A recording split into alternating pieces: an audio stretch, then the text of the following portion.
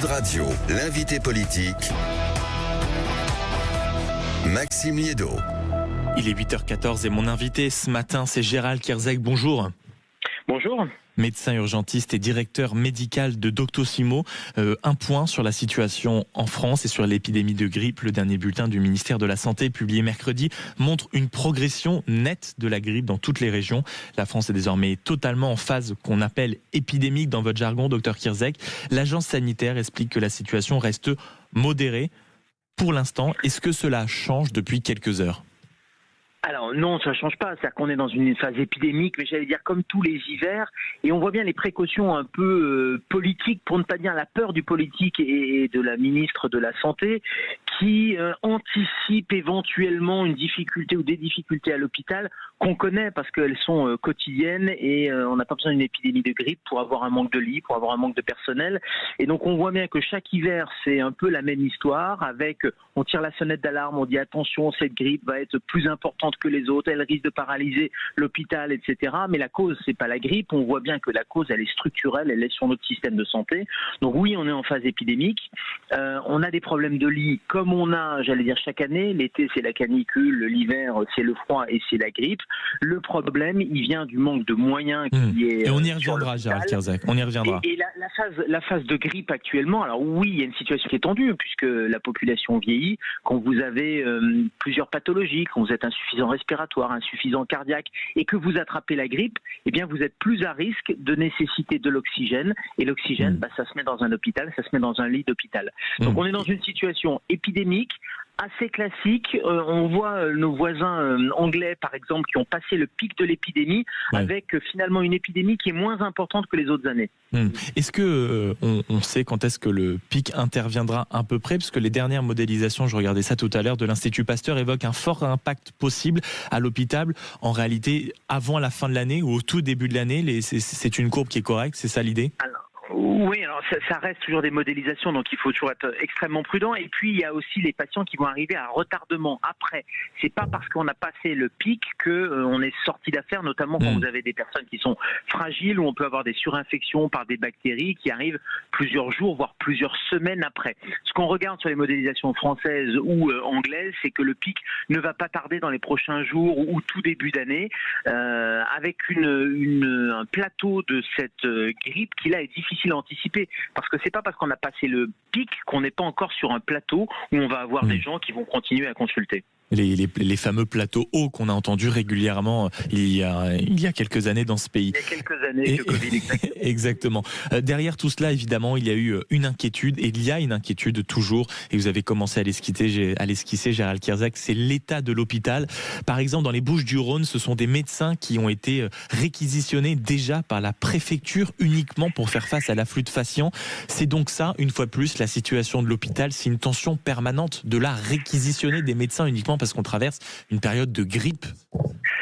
Alors, j'allais dire de l'hôpital, mais pas que. C'est l'ensemble du système de santé. Je pense à mes collègues médecins libéraux qu'on entendra beaucoup au début janvier là aussi, puisqu'il y a un mouvement de grève qui se prépare. C'est-à-dire que on ne peut pas compter sur un système de santé sans ses soignants, sans ses médecins, sans ses infirmières, ses aides-soignants. Or, depuis des années, après les avoir applaudis pendant la période Covid, vous avez rappelé cette période, on voit bien qu'on est revenu à des mauvaises habitudes avec des gestionnaires qui gèrent le système de santé, avec des systèmes autoritaires de réquisition, avec aucune mesure d'attractivité pour motiver les gens. C'est clair que les soignants ont besoin de prendre des vacances, donc pendant les périodes de Noël aussi, ils ont besoin de prendre des vacances, et les réquisitionner de manière autoritaire, c'est quand même une situation un peu extrême, et on voit bien qu'on a un système de santé en réalité qui est en flux tendu. Le problème, il est là, c'est-à-dire que structurellement, notre système est en permanence à ras-bord, avec des soignants qui sont de plus en plus déserteurs de l'hôpital, c'est-à-dire qu'on tient, et puis à un moment donné, il y a un turnover important, les gens quittent les services d'urgence, les infirmières posent la blouse aussi, les médecins généralistes qui déplaquent, comme on dit, ils ont mis leur plaque de médecin libéral, et puis à force d'avoir des contraintes de la sécurité sociale, des agences régionales de santé, finissent par enlever cette plaque et préfèrent un autre mode d'exercice.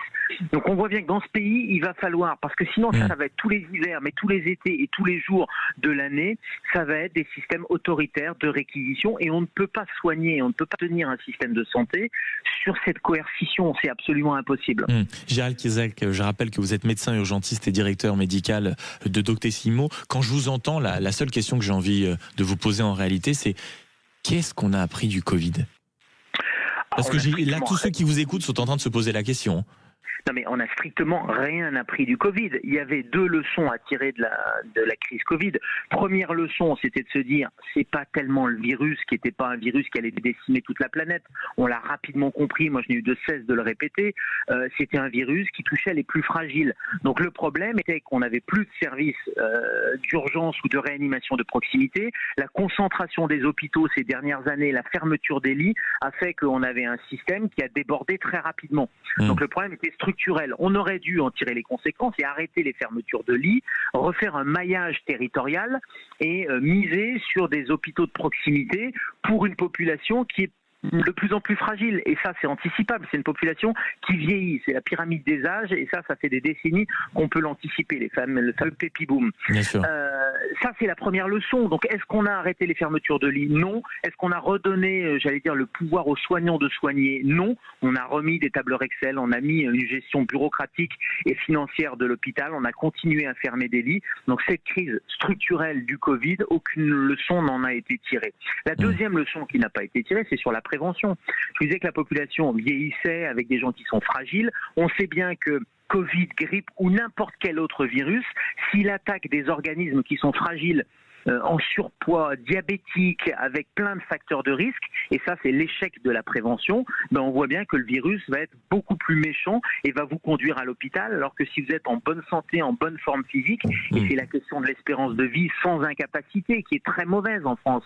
On est à 64 ans d'espérance de vie sans maladie, alors qu'on a 84 ans, on le sait, d'espérance de vie tout court, mais donc on a 20 ans où on a des incapacités. Donc cette leçon de la prévention est misée sur il faut que notre population soit en meilleure santé, on n'en a pas tiré les leçons non plus. Il y a aussi dans tout ce que vous dites forcément une question qui revient. Il faut rappeler que l'hiver dernier, par exemple, la simple grippe, c'était 17 000 décès. Alors forcément, il y a des sujets qui reviennent dans le débat, notamment le rôle de la vaccination. On sait, et on le lit dans la presse également ce matin, c'est le manque peut-être d'efficacité du vaccin sur le nouveau variant. Est-ce qu'en tant que médecin, vous pouvez nous dire si, oui ou non, avec ce nouveau variant, un vaccin qui a été fait, je crois, via une souche précédente, est encore utile pour se protéger ? Alors oui, le vaccin est utile et clairement pour les personnes âgées, le message à passer, c'est il faut se vacciner. Après, le vaccin, ce n'est pas une assurance vie ou ce n'est pas une garantie à 100% de ne pas attraper la grippe. On le sait, et là aussi on le sait depuis le Covid, que la vaccination n'empêche pas la contamination, mais ça empêche, ou en tout cas ça réduit le risque de forme grave. Encore faut-il que ce vaccin tape sur la bonne souche, effectivement, et c'est compliqué parce que les vaccins sont faits 1 an avant. Donc c'est un pari épidémiologique, un pari virologique, et il se trouve que le virus, il mute comme tous les virus, et ça c'est la vie naturelle d'un virus. Et donc vous avez certains variants, et notamment le variant K, qui n'a pas été pris en compte par la vaccination. Ça ne veut pas dire qu'il ne faut pas se vacciner, parce que le vaccin, il protège d'autres souches qui ont été anticipées et qui continuent à circuler. Donc la vaccination, bien sûr, pour les plus fragiles, il faut encore la recommander. Après, il ne faut pas se leurrer. Même si vous vaccinez 100% de la population, ça n'empêchera pas d'avoir des gens qui vont venir à l'hôpital et qui vont avoir besoin de soins. Ça provoque de vifs débats, Gérald Kierzak, ce sujet de la vaccination. L'un de vos confrères qui a tout simplement été victime d'un déferlement de haine avec en plus une dimension antisémite insupportable, c'est Mathias Vargon, juste pour qu'en tant que médecin, il ait plaidé pour une vaccination obligatoire. Il y a 2 sujets. Doit-on aller vers une vaccination obligatoire pour la grippe? Et plus largement, si on ne va pas vers une vaccination obligatoire plus largement, doit-on aller vers une vaccination obligatoire pour les plus de 65 ans, par exemple? Je vous disais en début d'interview qu'il faut arrêter avec la coercition. Il y a un problème de confiance qui a été cassé, en particulier depuis la période Covid, entre, je pense, l'autorité ou la parole des experts et la population. Parce qu'il y a beaucoup de choses qui ont été dites et qui étaient fausses pendant la période du Covid, et que les gens n'ont pas envie de se faire avoir une autre fois, avec notamment le vaccin va vous protéger d'attraper la maladie. Ce discours, on l'a entendu, il faut arrêter ce discours-là, il faut redonner des éléments de nuance. Un vaccin, c'est important. Quand on est fragile, ça vous protège, ça évite les hospitalisations, médicalisation. Mais ce discours-là, il n'est pas un discours absolu. Et quand je disais que c'est pas une assurance vie, c'est pas une garantie à 100%. Voilà pourquoi je ne souhaite pas, et je pense que ça serait pas une bonne chose de rendre obligatoire les choses. En revanche, convaincre, discuter, chasser les fake news. On voit qu'il y a beaucoup de fausses informations qui circulent aussi. Ça me semble quelque chose d'important pour renouer la confiance avec la population. C'est valable sur la vaccination, mais c'est valable dans plein de domaines. On voit bien qu'il y a des vagues de fake news anti-science, etc. La science, elle progresse. La vérité d'aujourd'hui ne sera peut-être pas la vérité de demain. Je pense qu'il faut retrouver donc prudence et pas de coercition. Et pas de coercition et refaire confiance aux soignants. Je pense que c'est ça le message essentiel. Quelques dernières questions encore, Gérald Kierzek, notamment sur la rentrée. Vous l'avez là aussi dessiné vaguement tout à l'heure. Il y aura une grève nationale des médecins libéraux annoncée du 5 au 15 janvier. Plus de 4500 médecins ont été recensés en 24 heures sur un site ayant pour but de rassembler justement ceux qui voulaient participer. Selon vous, ça va être un mouvement dur, un mouvement de fond ? C'est un mouvement de ras-le-bol des médecins libéraux et auquel moi, en tant que médecin hospitalier, je ne peux que souscrire. En fait, les médecins libéraux sont en train de subir ce que l'hôpital a subi depuis une trentaine d'années, c'est-à-dire une mainmise de l'administration.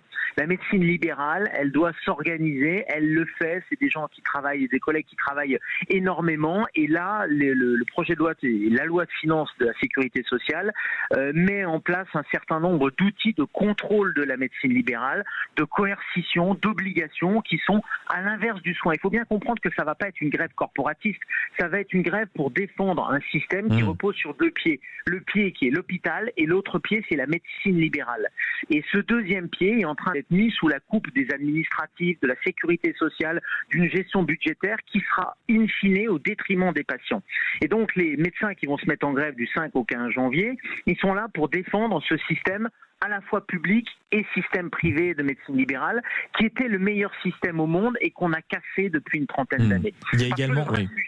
Le vrai sujet depuis 30 ans, et ça c'est un sujet politique, c'est qui gouverne la santé. Et on voit bien que la gouvernance, c'est plus les soignants qui décident, c'est l'administration, ce sont des directeurs d'hôpitaux, des directeurs d'agences régionales de santé, et ce système ne fonctionne plus. Donc c'est ça qu'il faut remettre et rebasculer vers une remédicalisation des décisions. Ceux qui décident doivent être ceux qui vous soignent. C'est ça le message essentiel. Et en cette période de fin d'année, qui plus est dans une période où le gouvernement est obligé d'enclencher un plan grand froid, l'hiver le plus glacial depuis 15 ans, un sujet qui vous touche particulièrement, Gérald Kierzek, c'est le sujet des personnes sans abri, particulièrement en cette période de fin d'année. Vous trouvez que l'hôpital, que les pouvoirs publics ne se mobilisent pas suffisamment ? Alors, il y a une mobilisation des mairies pour ouvrir des espaces. Moi, je sors de garde de 24 heures à l'Hôtel-Dieu. L'Hôtel-Dieu, c'est un hôpital au centre de Paris. Nos portes sont ouvertes aux sans domicile fixe, aux personnes qui sont dans la rue, parce que je trouve abject en 2025 d'avoir des gens qui n'ont pas à manger ou qui ne peuvent pas se réchauffer à l'extérieur et qu'on retrouve sur des trottoirs. Il y a plus de morts l'hiver. Il y a autant de morts l'hiver que l'été pour les sans domicile fixe. Et je trouve qu'en 2025, avec des centaines de personnes qui se retrouvent dans la rue, parfois des familles, on n'est pas dans un pays digne d'un pays développé. Donc l'hôpital doit participer. Alors je sais bien que les services d'urgence sont déjà pleins, mais c'est la mission de l'hôpital public, d'ouvrir ses portes et de pouvoir accueillir. Le premier des soins, c'est un soin d'humanité. C'est proposer à manger et proposer un toit, se réchauffer. Ça, c'est le premier des soins humains. Et je trouve que l'hôpital public, qui est de plus en plus vers de la rentabilité, vers de l'activité, vers une tarification qui pousse à faire du soin, finalement, à oublier... devrait se rappeler deux, trois de ces missions. Exactement. Et Gérald Kierzek, encore une toute dernière question. Je lisais ce matin dans Aujourd'hui en France un article qui tenait à nous alerter sur, en réalité, les répercussions sanitaires qui pouvaient avoir lieu après les faux médicaments qu'on trouvait en grande partie sur des sites en ligne. C'est hélas une pratique de plus en plus effective dans le foyer des Français. Peut-être un conseil pour tous ceux qui nous écoutent et qui ont pour habitude de commander quelques médicaments génériques sur Internet, les points de vigilance à avoir particulièrement. Faites confiance à votre pharmacie. On a un maillage territorial avec des professionnels de santé que sont les pharmacies, qui sont elles aussi en difficulté parfois. Il faut préserver ce maillage-là. Ce sont des professionnels du médicament. On ne peut pas acheter ces médicaments sur Internet si le site Internet n'est pas lié à une pharmacie qu'on appelle une pharmacie réelle, un brick and mortar qui est au coin de votre rue. Donc c'est vraiment miser sur les professionnels de proximité. Les pharmaciens sont là pour vous donner des conseils. La chaîne d'approvisionnement est sécurisée et n'achetez jamais de médicaments sur Internet, encore moins sur des sites qui sont le message est passé, évidemment. Merci beaucoup Gérald Kierzek, médecin urgentiste et directeur médical de Doctissimo, d'avoir été avec nous ce matin.